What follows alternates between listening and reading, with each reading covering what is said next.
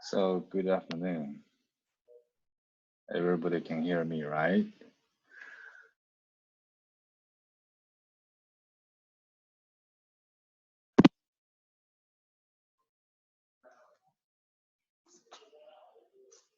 Hello. Can you guys all hear me?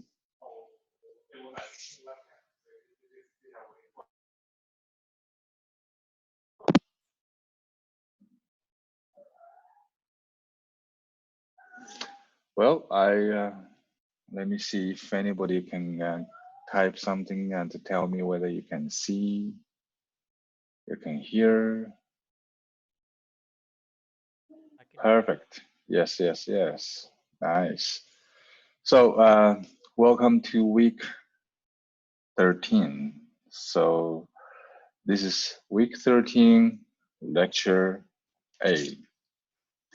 So today we are going to review our outline of this digital control block. So last time we talked about sampling, and we are quite clear about S and Z relationship.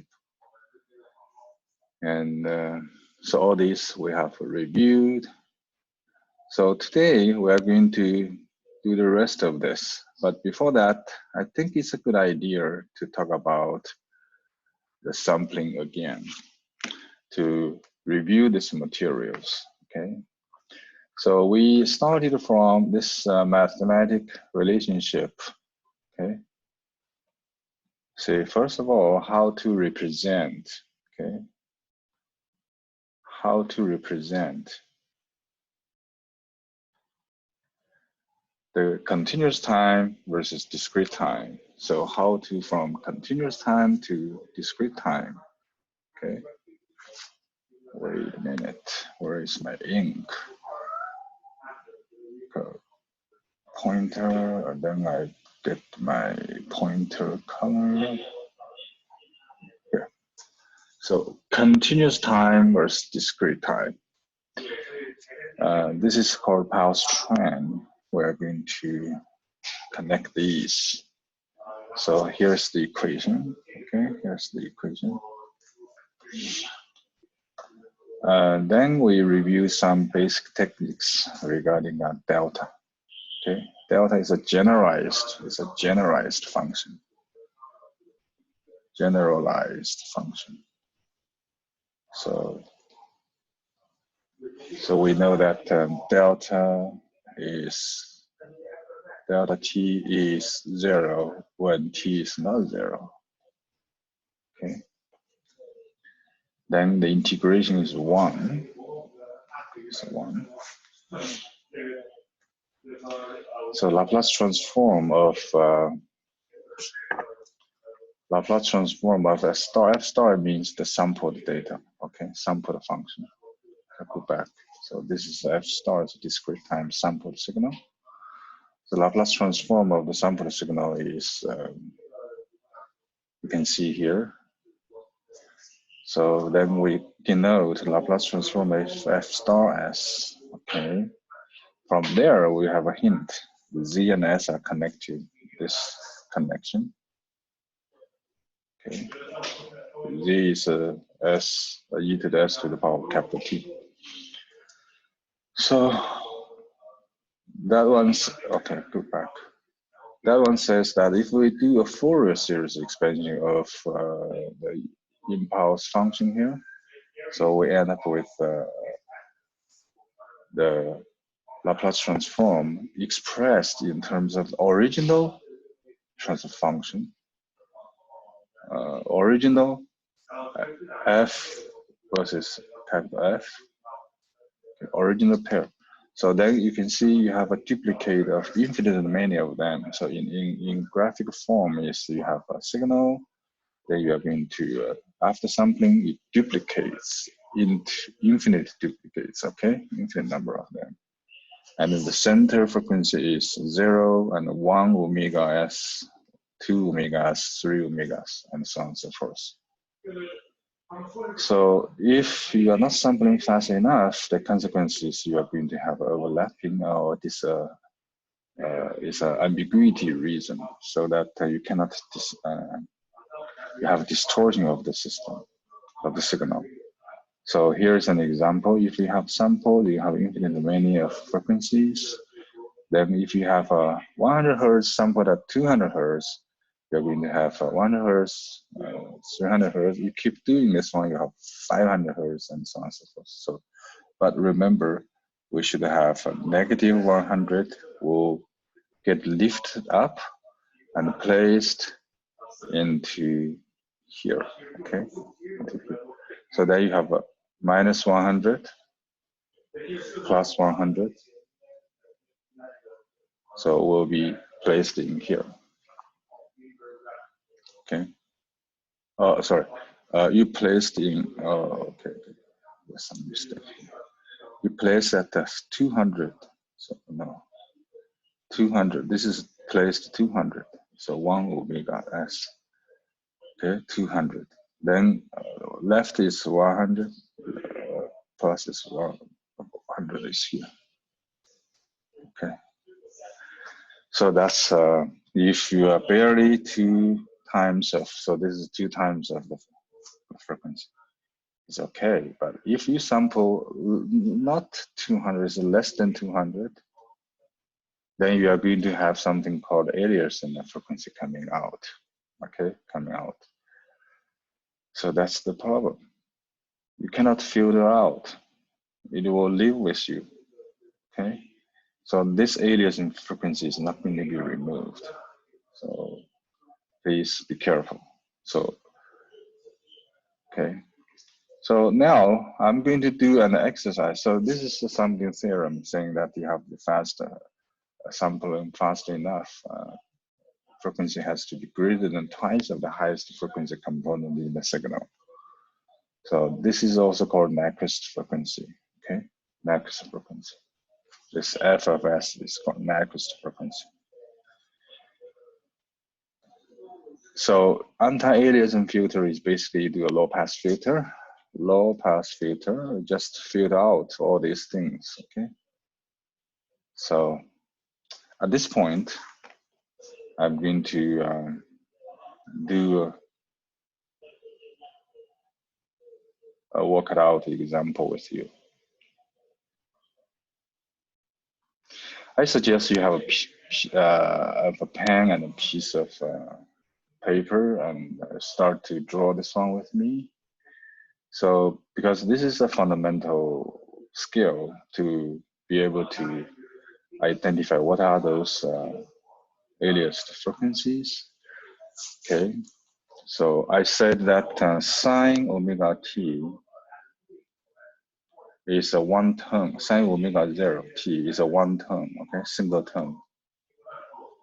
But if you have sine another omega 1 t is 2 terms, okay, 2 terms. So now I'm saying that I have a 2-term,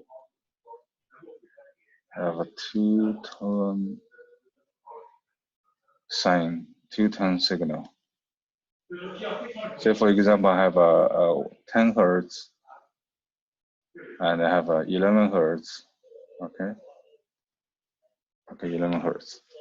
So together then in the original system, then I have a spectrum.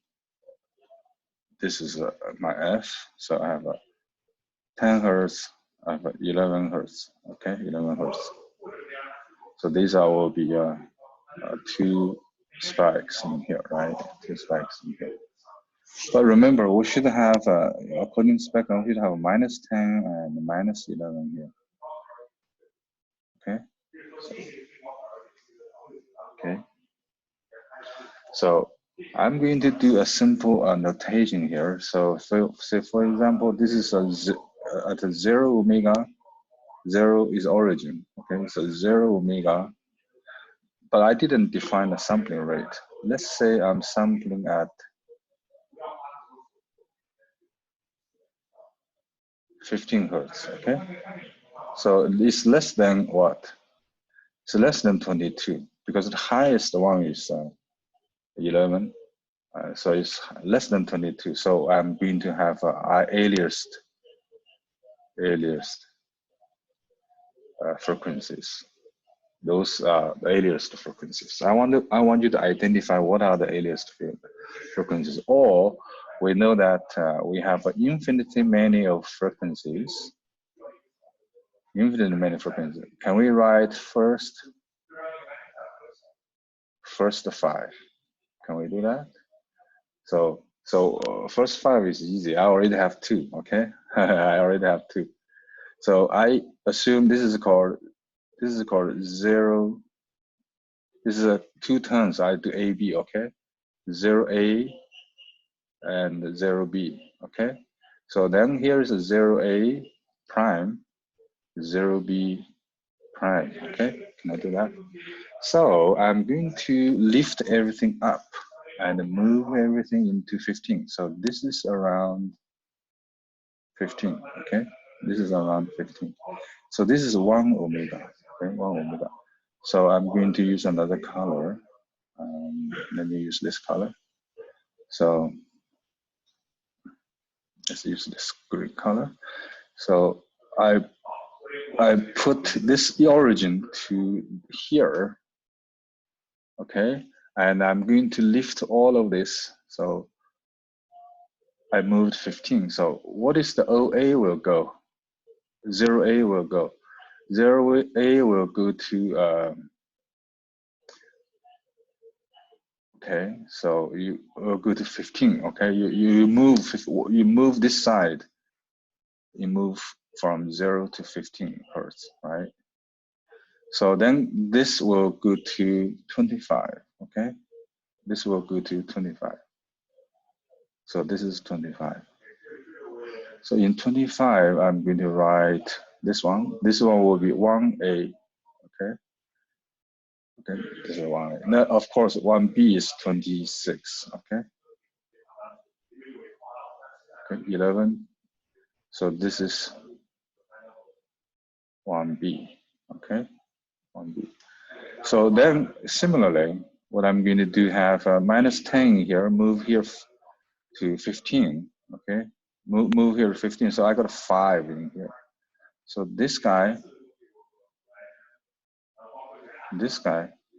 is my O0A prime. So it's from because of this guy, okay?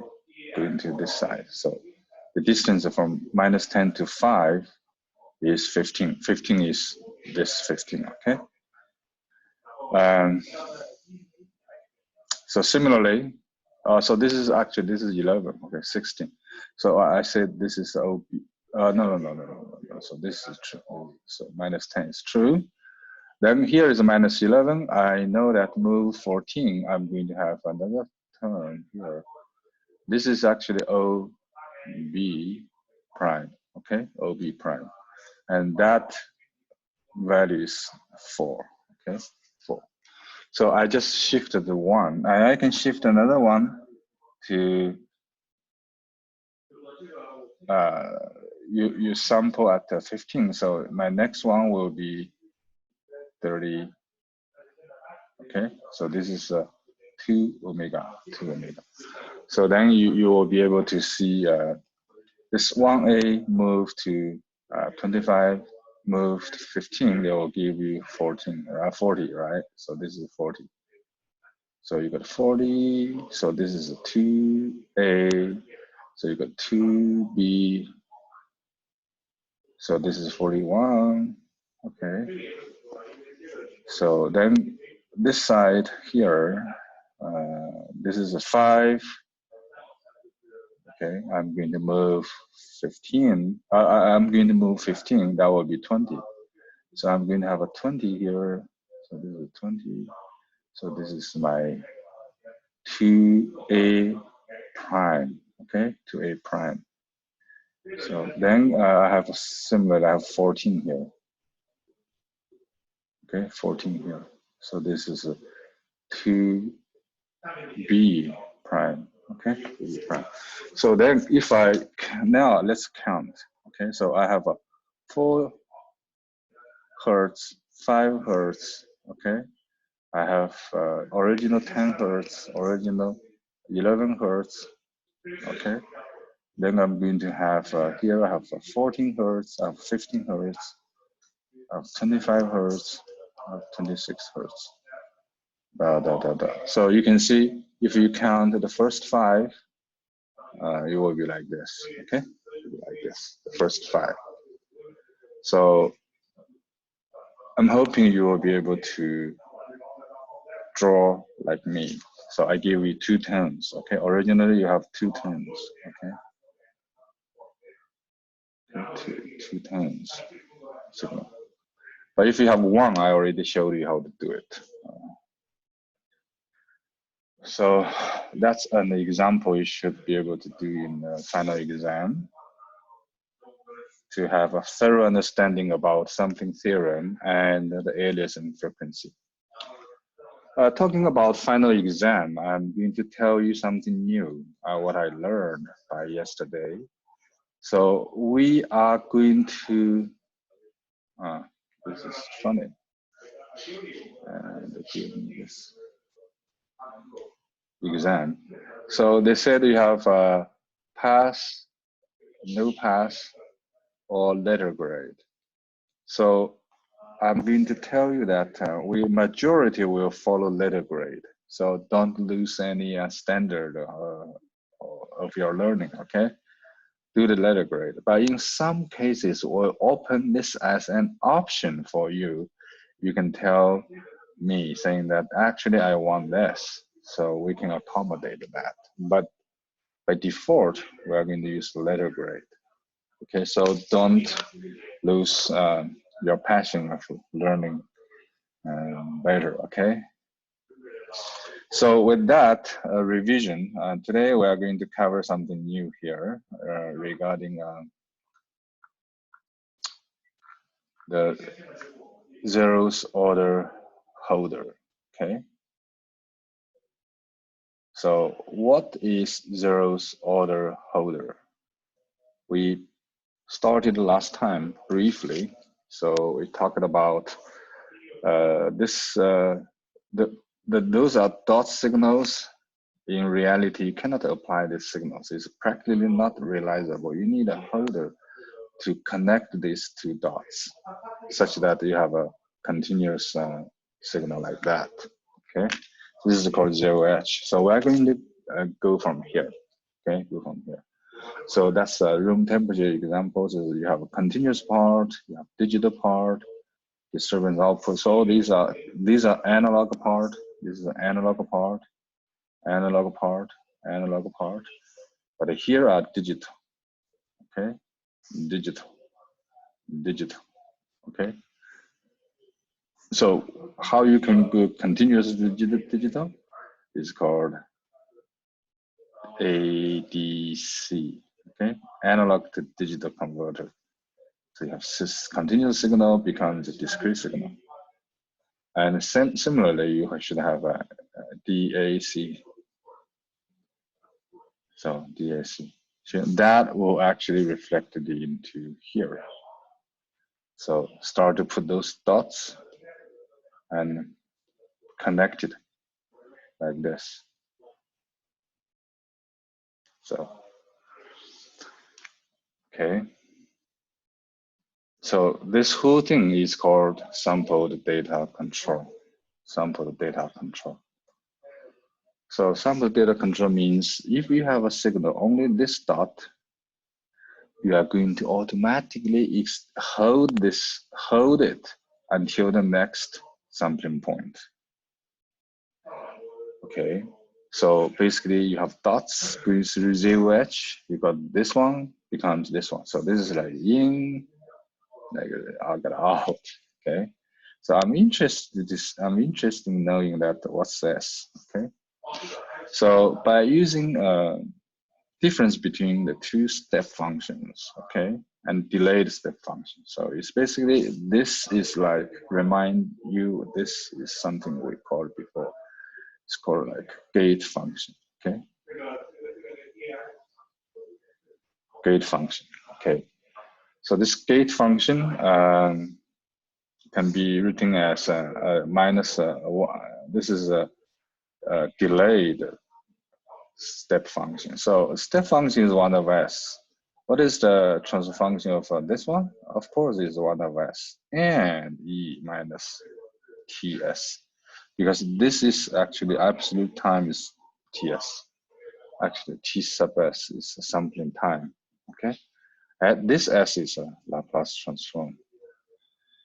All right, so let's see what we get. So you have a this is S, this is a delayed S, this is a step, this is a delayed step times 1, okay? So this is step, this is also a step, this is delayed, okay, delayed. By writing that, so we're having a zero edges like this, okay? So if I ask you to write down the transfer function of a zero edge, do you know how to do it? Yeah, it's a difference of 2 steps, okay? Then it's a gate function. It's like gate, okay? However, so this is still in S domain, then this is a continuous time thinking. And what if I check the zero edge in Z domain? So we know that the impulse response of from impulse function, the Z transform is 1. So the first one is from 0 to infinity of this one by definition, okay? And now you have delay, so this is also by definition. So the difference is 1. So I checked many PhD students, they don't even know that. So the discrete time domain in Z domain and the zero edge transfer function is 1. It's wonderful, right? So usually this is U star is digital signal. Then this is continuous signal. So this is digital signal. This is a continuous signal. So this is the sampler. Okay, this is called sampler. Sampler. Okay, sampler.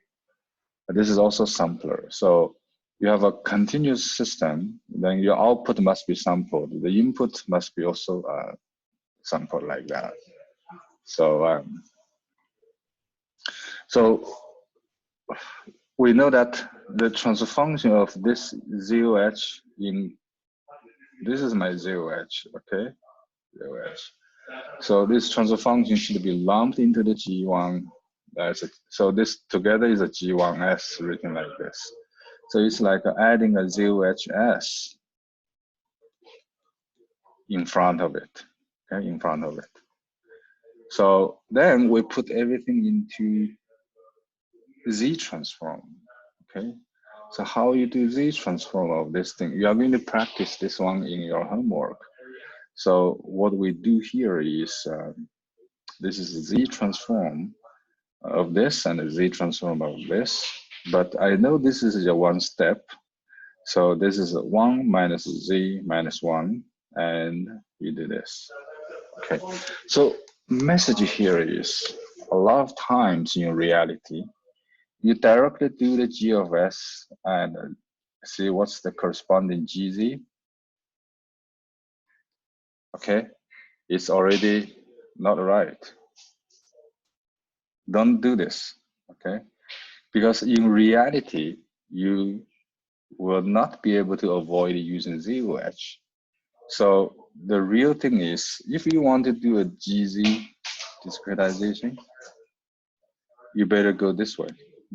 You better go to this picture and do this way. So in other words, you should do Z G of S divided by S.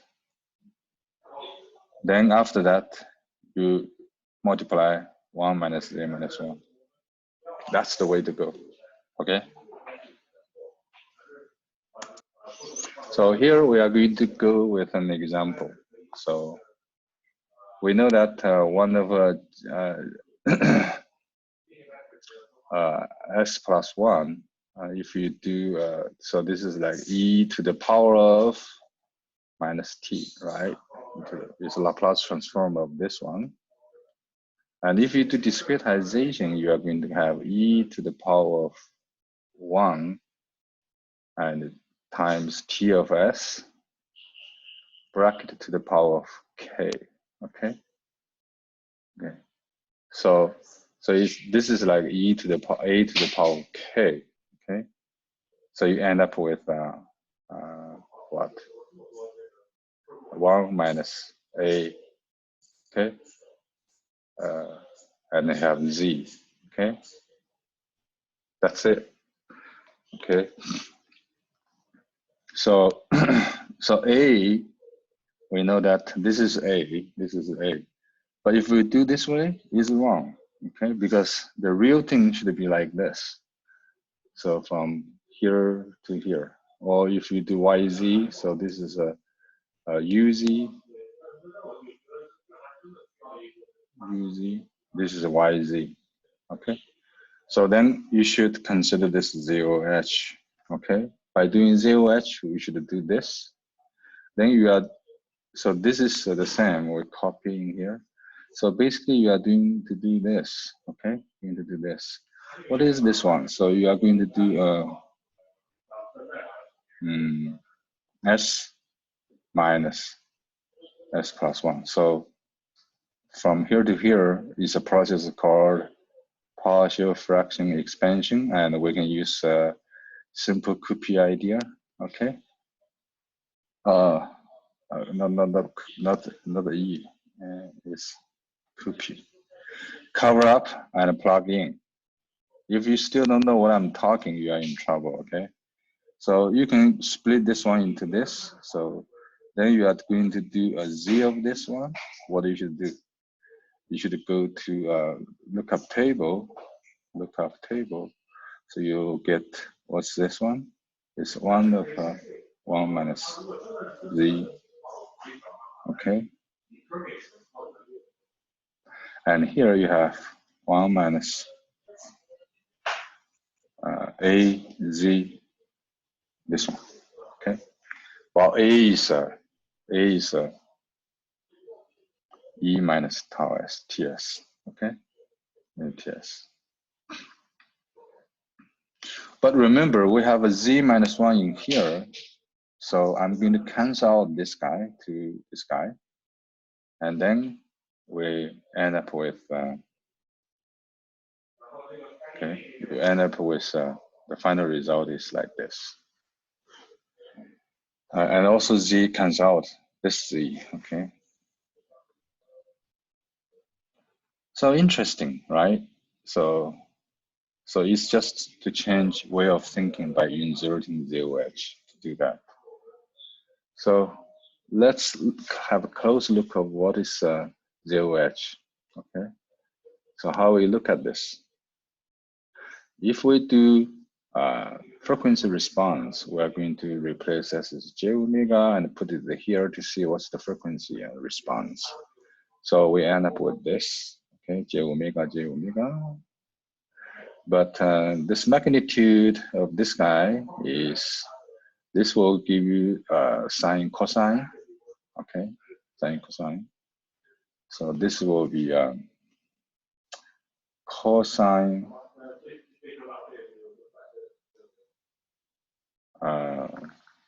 okay, let's say this way.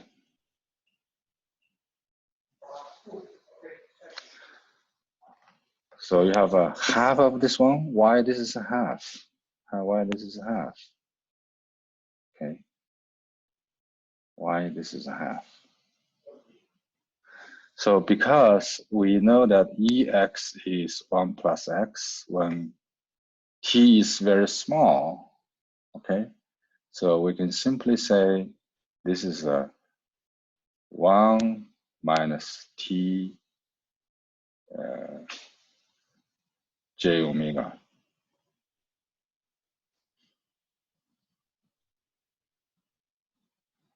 Okay. So you also have a 1 minus Tj omega. Okay. So you are going to see it's almost T. It's almost T. But what about this sign here? You need more terms. So let's do it. So we do a cosine T omega. Okay. Plus J sine t omega, okay? And you have a minus sign here, so you have a minus sign here. So this is minus minus is plus, okay? And you have 1 in here, okay? 1 in here. So basically, I want to have, this is real, this is imaginary. Adding this together, I'm going to have 1, okay? Minus 2 cosine omega t, okay? Because this is square, right? This square plus this square, you will have another 1 in here. So cosine square, sine square. So this one is 1 minus 2 cosine t omega plus cosine square t omega, okay? But here you have sine square t omega. So this one is 1. This one plus this one is 2. So you're going to have a 2, okay, minus 2 cosine t omega, okay? T sine omega. So, but remember this one will give you 2, 1 minus cosine t omega, okay? Okay. Okay, so now we need a half angle formula, half angle formula. So it is sine omega. So, but remember we need a, so we need a square root in here. We need a square root. We need a square root in here. This is a magnitude, okay? So we need a square root in here. We need a square root in here, okay? So fortunately,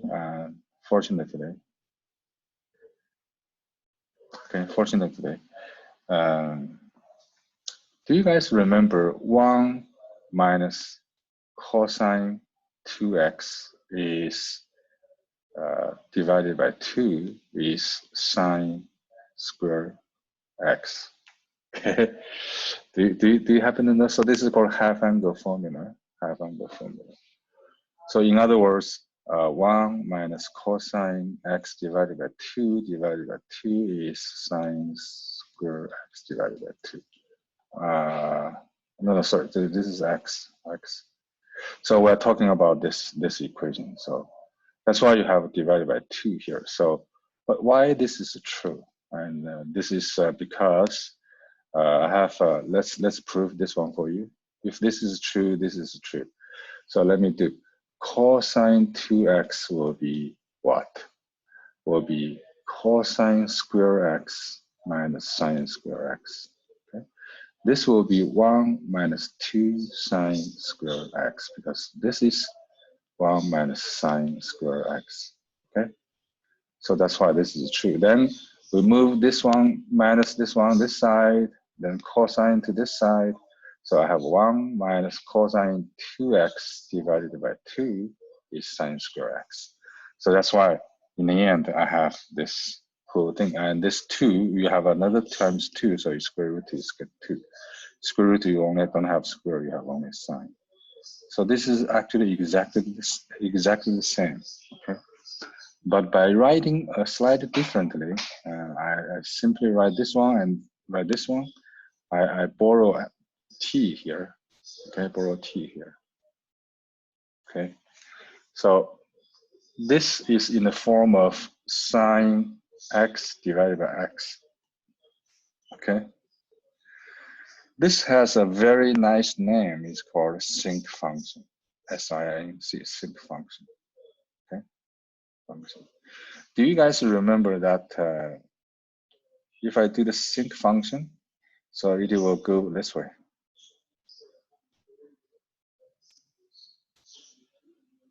Like a bouncing ball on the floor, okay? You threw the ball, it hit the floor and bounce, it bounce, it bounce, it bounce. So this is x. This one is sine x divided by x, okay? This is 1, okay? This is 1. So this is what we have, okay? And remember, we have absolute value, so I only need to use this side. If it is no absolute value here, so you have symmetric. So bouncing, okay? So here are some math derivations. You should know some tricks. You should know some square root magnitude. So don't get very confused. But for the phase, so the phase of this one, so you will have this one. Okay. So, oh, that's a bouncing ball. Sine x divided by x. Okay. On the other hand, so this is a magnitude plot. So you have this one. So this is 1. See? So sine x divided by x is 1 when x is equal to 0. So you know this, right? L'Hopital's rule, you got a cosine x divided by 1. So I was a little bit earlier. So I'm telling you that this is nothing but a second order derivative. So it's like e of x is 1 plus x squared divided by 2. And plus, you do the Taylor series expansion, okay? So, but you have 1 minus, this is a negative, so you have a TS, yeah, here, everything. So in the end, you choose first 3 terms, you end up with this one, okay, this one. So in other words, I have t divided by 1 minus this term. On the other hand, this term can also be approximated by e to the power of x when capital T is small, okay? So these are kind of like, so it's like half period delay. So in other words, if you do if you do 0, you do t, so this is a gate function. It's in frequency domain, it's like you have a half t delay, okay? It's like a half t delay. So we have a lot of that. So we understand 0h is integral part of the G of S right now for you do a continuous time block to do the discretization. Okay. So this is called sampled signal. So sampled signal from here to here. Okay. So basically we need to sample, you have U star and Y of S is U star. Y star of S is after everything you discretize. So that's the correct logic flow. Let me repeat. Okay, let me repeat. So the Laplace transform of U star of S is, of course, this is definition, right? And this is right in a discrete sequence. So this is a Z transfer function. While Y of S is in here, Y of S in here. Then after everything, so Y is U of S times this time, continuous time. Then after you have Y of S, you do this, okay? Do this. So that's how we think about it. So therefore, what does this mean? Okay, what does this mean? So Y star S is you do the continuous here, then you do a discretization sample. Okay, so we know that the U star is like this, so which is true. So it is like that. So if you change variables, so we want to eventually show that hopefully the UZ and the YZ are connected with this HV. So how? This one we have already gone through is a duplication of all the signal spectrums, okay? While J goes to infinity. Okay. So here is the derivation from here to here, okay? So it is very interesting to see that they can write U star and H star, okay, H star. And H star, we already know is this one. And in this one, we can write HZ. So this is okay. Okay, so doesn't look like very special, but I'm going to give you a shocking fact. So if you have two continuous systems, and if you have a signal, a sampler in here, sampler in here, sampler in here, so everything's great. So you can simply write Y and a U and write G1Z, G2Z, fine, okay, fine. So in this case, okay. But in general, if you write this way, it's not going to be equal to this in general, okay? So if you have a sampler without sampler in between, you only can say this, okay? You cannot say this.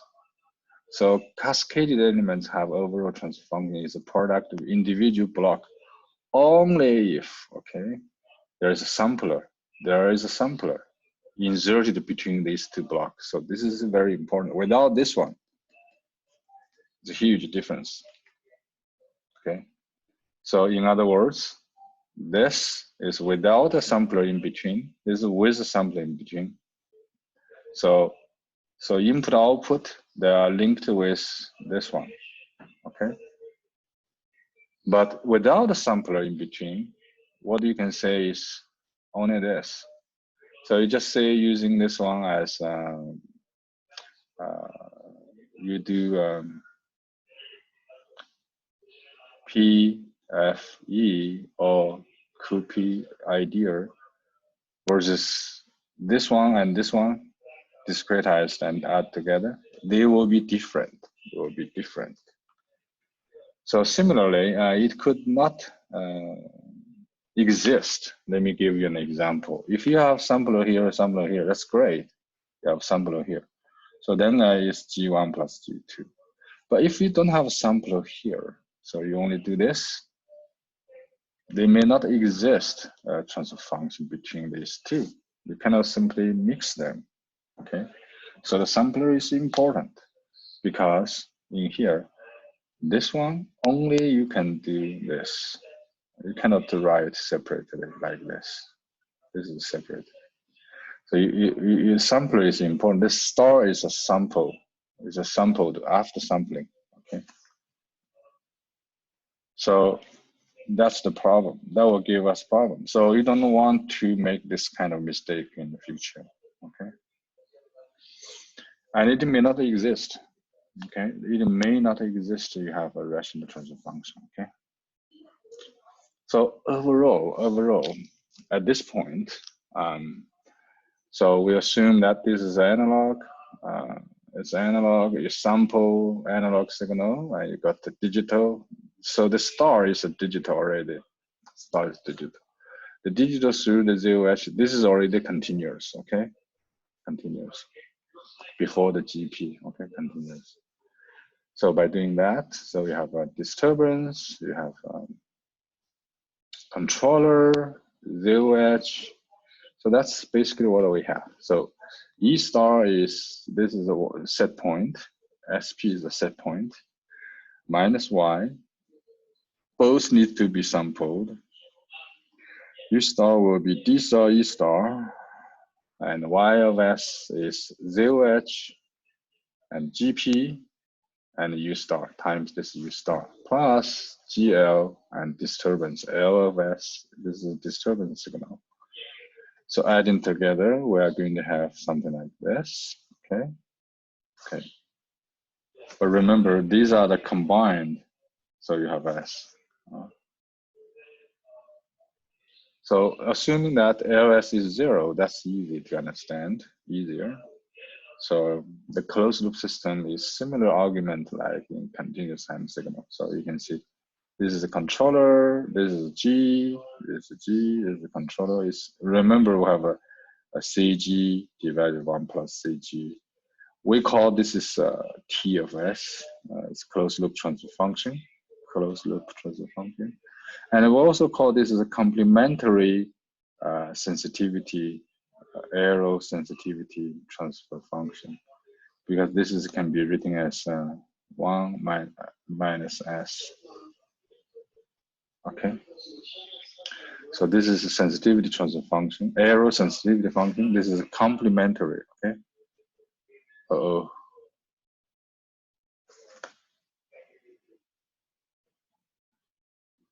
Where okay, this is complementary.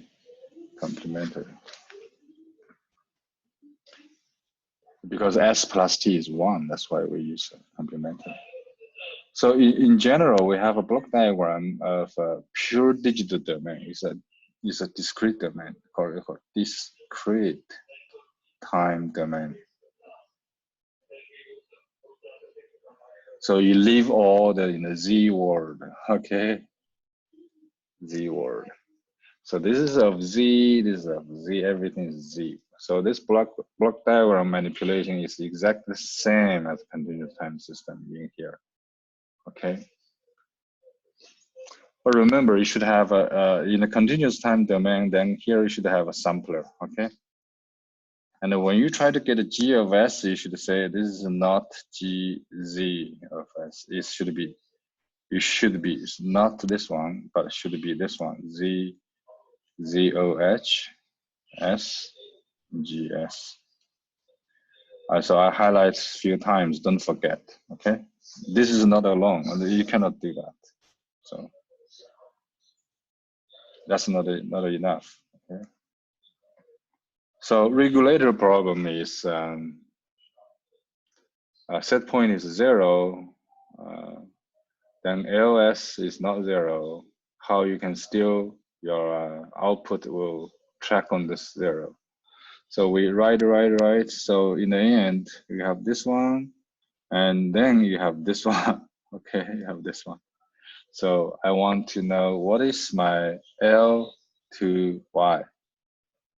So you cannot split this one. You cannot split here. So therefore, we cannot write even a transfer function from LZ to YZ at all in this case. Okay, you have to sample. So here, we are going to talk about stability. So that output sequence Y bounded, okay? If the input sequence is also bounded. So this is a concept that we talked about, BIBO, bounded input, bounded output. So what are the conditions to make sure this is true? It is necessary and sufficient. So it's called if and only if. So if Y set point is 0, the output is bounded for the bounded L. So if have disturbance is bounded, then output is bounded. And if disturbance is 0, then output is bounded with this SP as well. So that's BIBO. That's very easy to understand. But how to check conditions, okay? How to check. So it turns out that we only need to care about the characteristic polynomial in here, okay, in here, such that no poles on or outside the unit circle in the z-plane, okay, in the z-plane. So basically, this is my z-plane. So this is 1, this is also 1, this is real, this is imaginary. So we talked about this is z domain, this is a unit circle, this is a unit circle. And remember, we have a continuous time domain in the S. We had a stability domain is all the left half plane, okay? And all the left half plane will be mapped from within the unit circle. Make sense? So that's why in the stability we should check whether all the Z within this, okay? So it's similarly like this is unstable, this is unstable, this is stable. So this one will be marginally stable, marginal, okay? And it is also true that if you have a if you have multiplicity more than one here, sorry, you'll be unstable as well. Same thing here. You have a pole in here, complex conjugate pair here. Okay, so then you are going to have a sine omega t. This is corresponding to sine omega t. Okay, but if you have two of these, then you will have eventually have t times sine t. So this is no longer bounded; it's unstable. How to test? Using MATLAB, okay. So MATLAB is so important. So if you only have a pen and paper, and you probably need to learn something else. It's called jury's test. I forgot this one already. We probably should not learn this one. We should probably know this. So previously is brute force is not a positive word. But today, and I believe brute force is not a bad word anymore, okay? But there is a very interesting method. It's called W-plane method. That means if you have a z transfer function polynomial, so you replace z with this one, then you can write. So you have a polynomial of z. After this substitution, you get another polynomial of w. Okay. With this w, so this polynomial w, you can directly use what we learned as Hurwitz test to check its stability. So this is called bilinear transformation, and the bilinear transformation I told you it has also name is called Tustin transform. And Tustin transform is, I'll explain soon, is linked to a trapezoidal formula. Okay, I'll show you in a minute. Okay, so that's what we have. So stability of response due to the disturbance, and it's dependent on what kind of disturbance and this one. So if this one has a stable pose, then stability is assured if the original y1 is due to what? Wait. Y1 is due to the u. Okay, so it's called dz, gz, and 1 plus dg. This is the yz due to ysp, set point z. Okay. So just a little bit, be careful. So that's what we have learned that. So finally, we're going to learn discrete equivalence. So I want to make sure you understand we have two logics.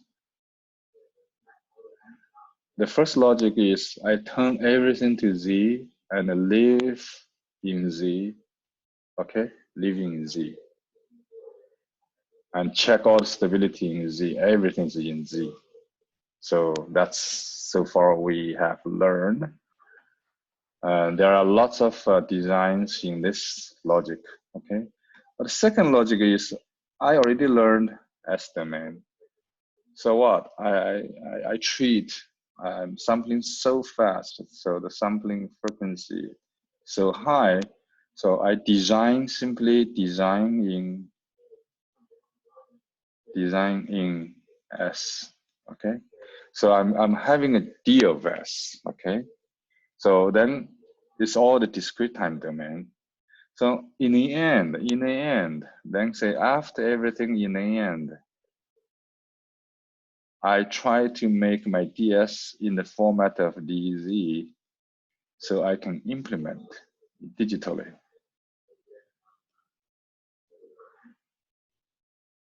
So this thing is called discrete equivalent design approach.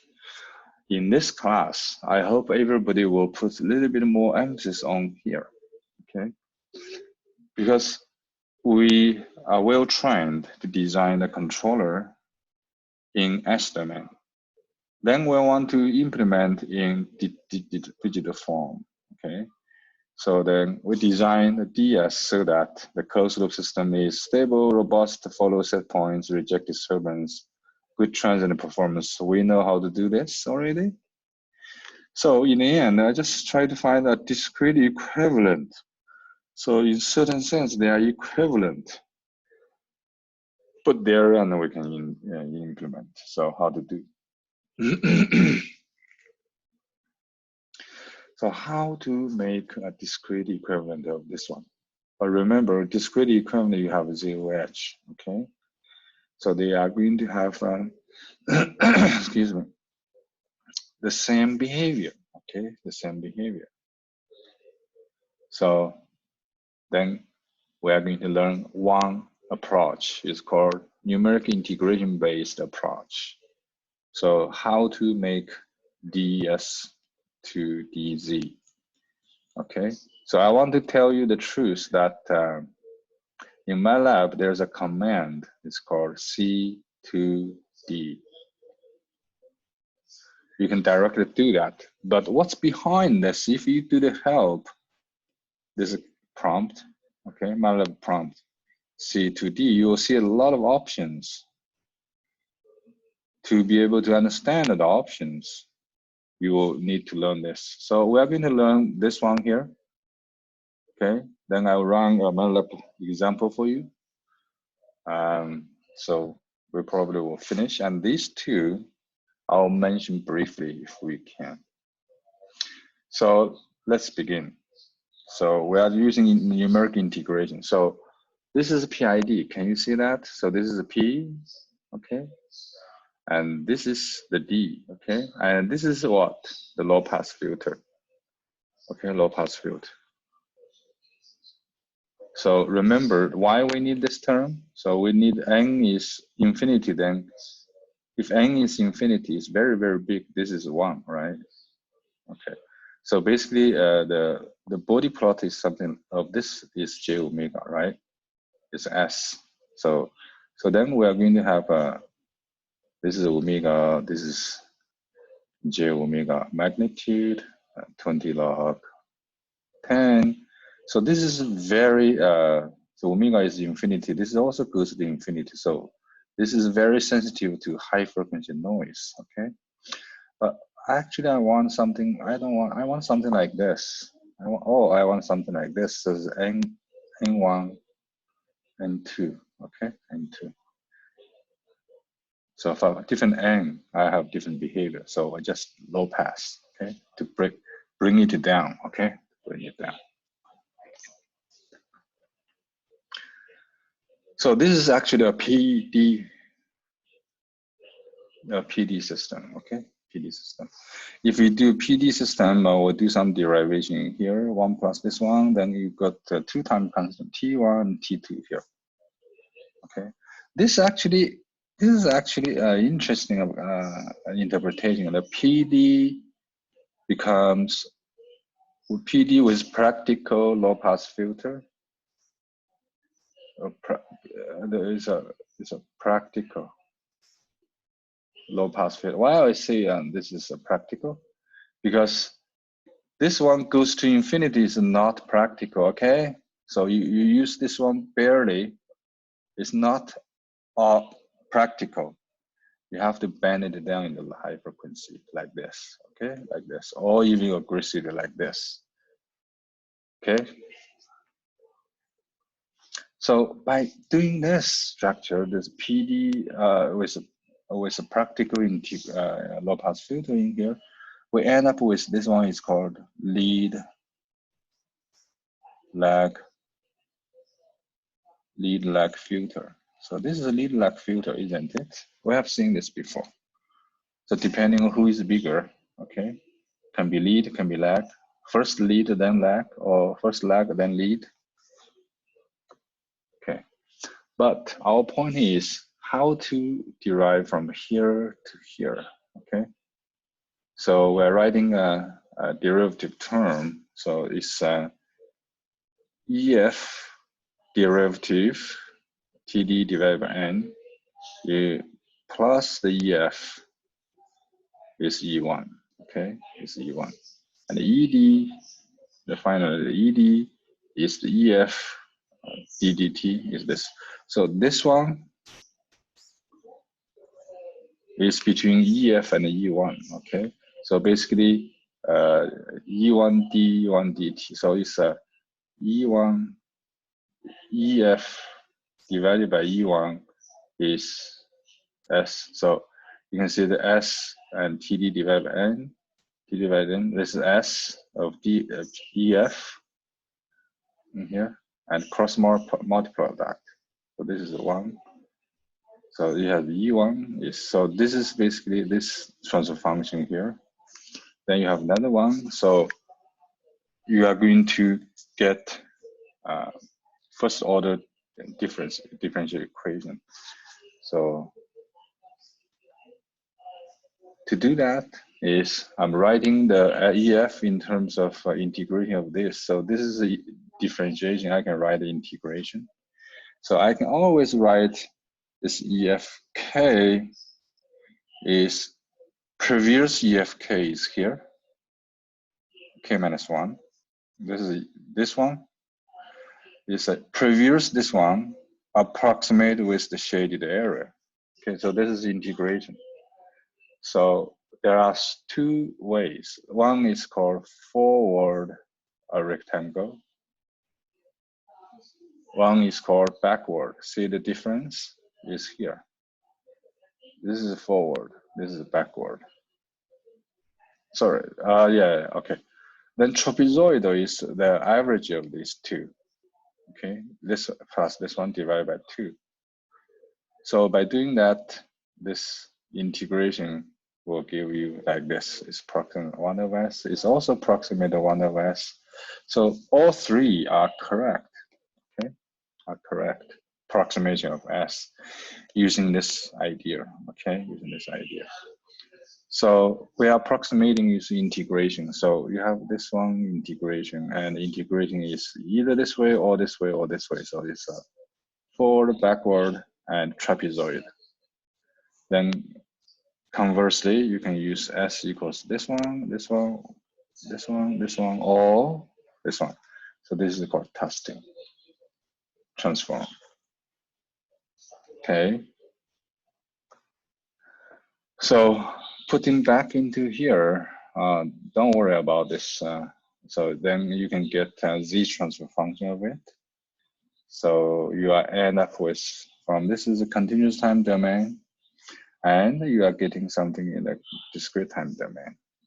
Okay. Then you have a difference equation. You can, so you can, this is already called implementable in digital form. You can write a piece of C code, MATLAB code, or Python, whatever code to implement this one.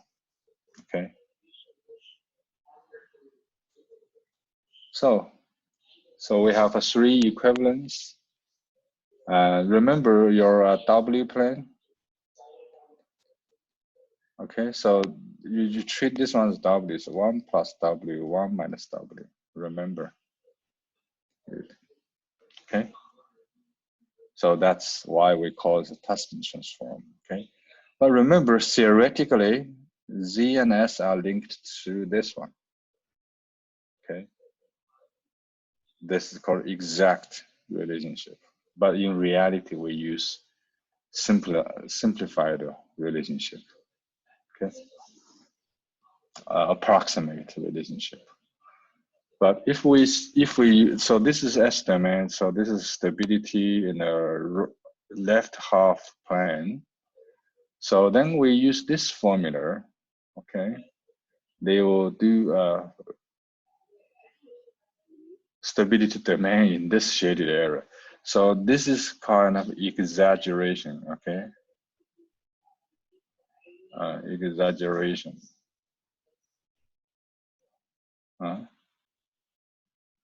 Exaggeration.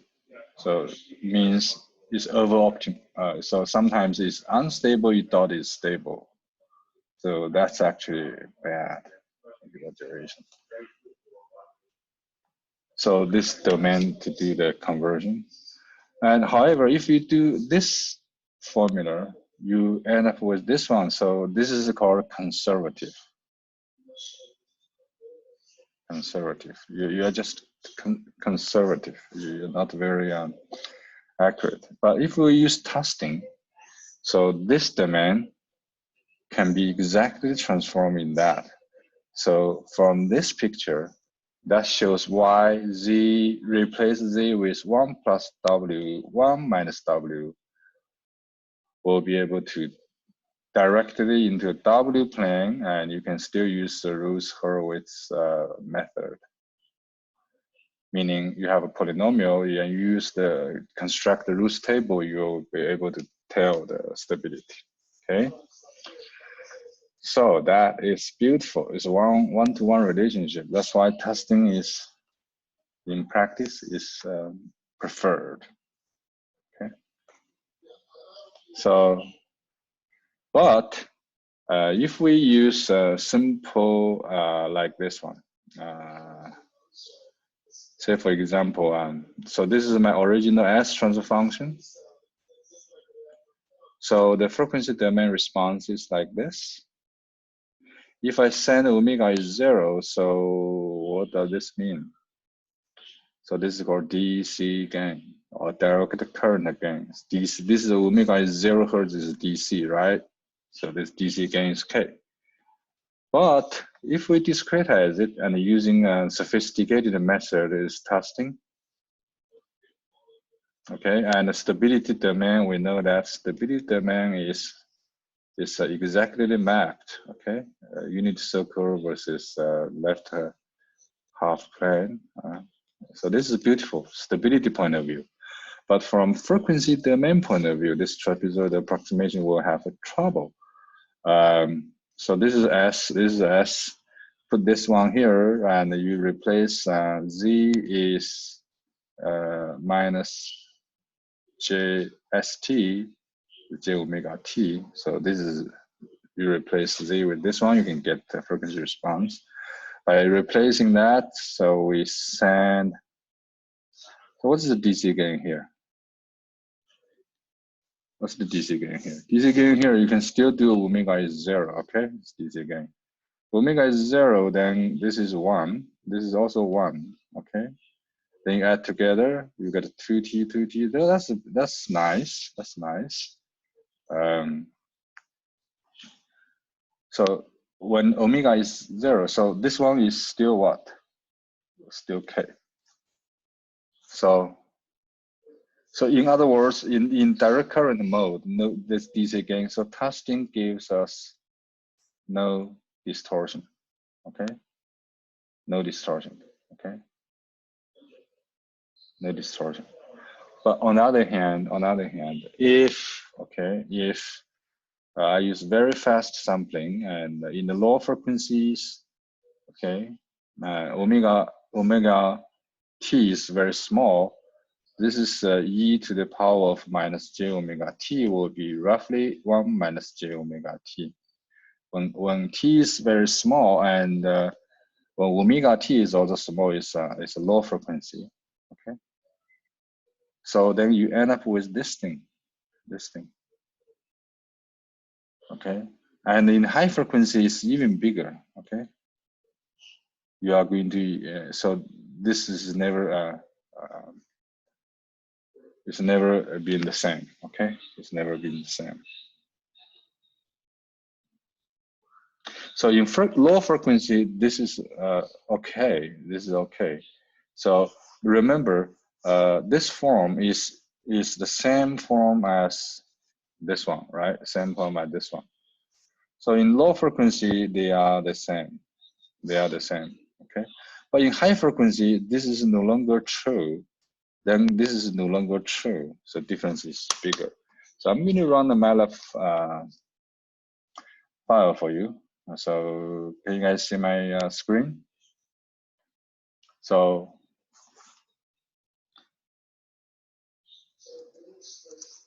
So I clear my screen. It's called CLC, clear screen. And I use up arrow to check what I did previously.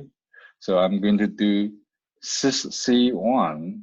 Sysc1 is a transfer function of, so this is a continuous transfer function. Sysc1 is what we call LTI object, linear time invariant object. So it's one of S plus one, right? Plus one. So this is sysc1 is a continuous system one. So I want to do sysd1, which is C to D sysc1. Is wrong because I didn't tell it what is my sampling frequency. It says 0.01, okay? Or maybe 0.1, okay? But you may ask, hey, Dr. Chen, how do you know you put 0.1? Why you don't put 100? There's sampling frequency problem. You cannot do that. So you have to, this is a DT, okay? It's a TS, so 0.0. So this TS resulting the frequency is 1 over TS. So you give 1.01, then 1 over TS is the F of S. What is F of S? F of S is 100 Hertz, okay, 100 Hertz. But what is the system bandwidth in here? So it's 1, okay? So I have 100 times of bigger than this system constant, so it is safe. You are going to see that. So let me do this for you. No. Yeah, this is my from continuous to discrete. So this is my Z transfer function of this under the sampling period 0.01. Okay, it's sampling time. Okay, so I'm going to plot these two with a body plot. So I'm going to do body sysc1 and sysd1. So red is my continuous time body. This is K is my discrete time body. So if I press press enter in here, I'm going to have a figure coming out. Don't you guys see there's a difference in here? So the red one is continuous and the black one is discrete. So you eventually see the difference when the frequency is high, okay? Frequency is high. So you got a feeling here. So now let's play a trick. Say I do discretization, not 0, 1. Let me do 1. Let's see what's going to happen. So see the Z transfer function is different, but it's still stable. It's within a unit circle. Okay. Let's just do one more time to see how big the difference is. Do you guys see? Do you guys see it? It's a huge difference. Yeah. So that means if your sampling period is too big, you are getting the trouble. So actually now I'm actually less than the next frequency. It should be 2 Hertz or higher. So I'm now using only 1. So you can see the big difference in here. And this is already the Nyquist frequency here. Okay, so very interesting, and I hope you explore. And last time, I want you to do this C to D. And you are going to see there are so many options. Convert continuous time dynamics to discrete time. So then you have ZOH, FOH, impulse, Tustin, match it, least squares, so on and so forth. Okay, and read this documentation for that. You will read something. We only learned very small part of it, foundational part of it. So you can see a lot of examples in here. So go and explore. So summarizing and finishing. So I'm saying that we have 2 logics in here. One is I purely live in Z domain, okay, and do everything in Z domain, which is fine.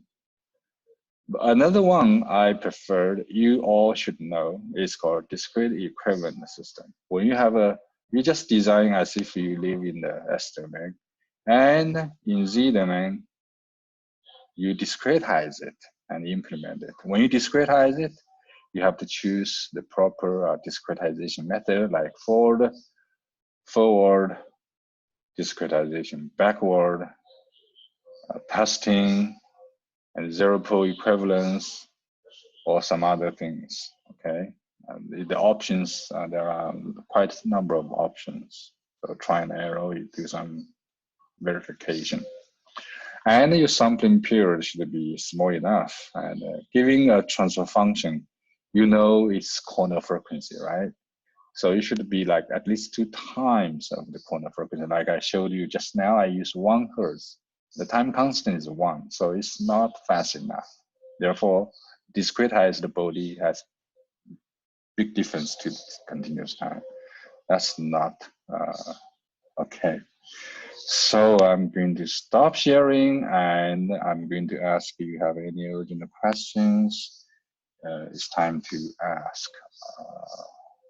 If not, I'm going to post. Oh, I got 23 students online. Thank you. Much better than last time, 19. You can watch the recorded lecture, and this discrete equivalent method is quite important. Please review the materials. Starting from next lecture, I'm going to do a sensors, actuators overview, and we're going to do the the ever last homework. Okay. All right. See you Friday. Okay. Stay safe. Be careful and put enough time on mechatronics. You will never regret it. Okay. Bye bye.